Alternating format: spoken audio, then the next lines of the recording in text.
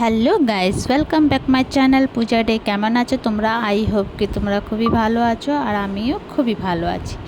তো আজকে বেসনের তরকারি বানাবো। তো বেসনের এরকম তরকারি বানাবো যে তোমরা হাত চেটে পেটে খাবে।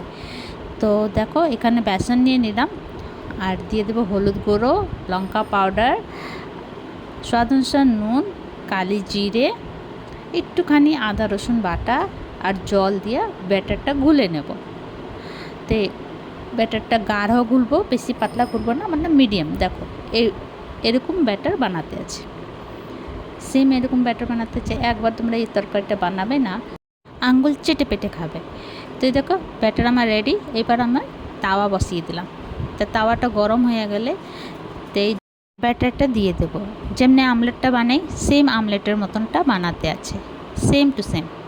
তো এইভাবে ঘুরিয়ে ঘুরিয়ে গোল করে নেব, পাতলা টাইপের করে নেব। তোমরা চাইলে হাত দিয়ে করতে পারো, আমি হাত দিয়ে করে নিই।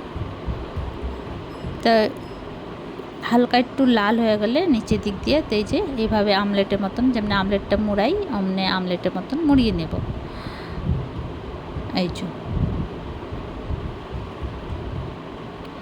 তো এইভাবে লাল লাল করে ফ্রাই করতে আছে।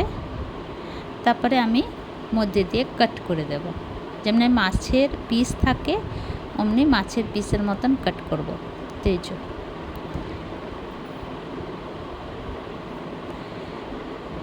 এই যে মাছের পিসের মতন কাট করে দিলাম।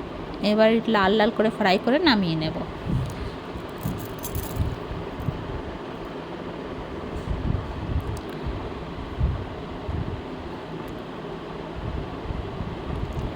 তো এইভাবে সমস্ত আমি বানিয়ে নেব।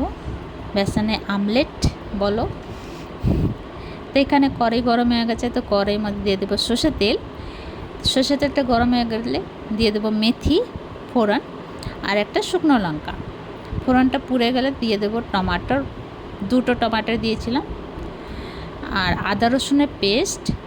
তারপর দেবো সর্ষে বাটা, কালা আর পিলা সর্ষে দুটো মিলিয়ে বেটেছি, লঙ্কা পাউডার, হলুদ পাউডার, জিরে পাউডার, আর স্বাদ অনুসার নুন, আর একটুখানি জল দিয়ে মশলাটাকে একটু ফ্রাই করব, ঢেকে ঢেকে ফ্রাই করব, যে তাড়াতাড়ি টমেটোটা গলে যাবে।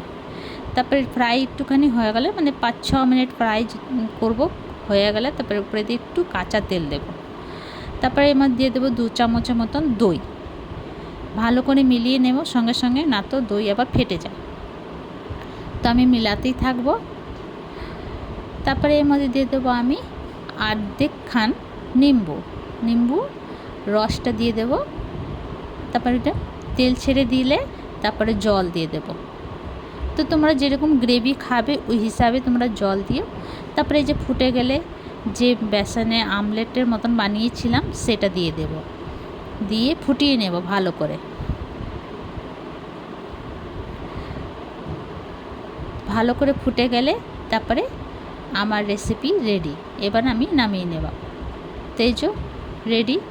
তো তোমাদেরকে আমার ভিডিওটা কেমন লাগলো? ভালো লাগলে প্লিজ লাইক শেয়ার কমেন্ট করো, সাবস্ক্রাইব করে দিও। আবার নতুন ভিডিওর সঙ্গে দেখা হবে। তো তোমরা সবাই ভালো থেকো, সুস্থ থেকো।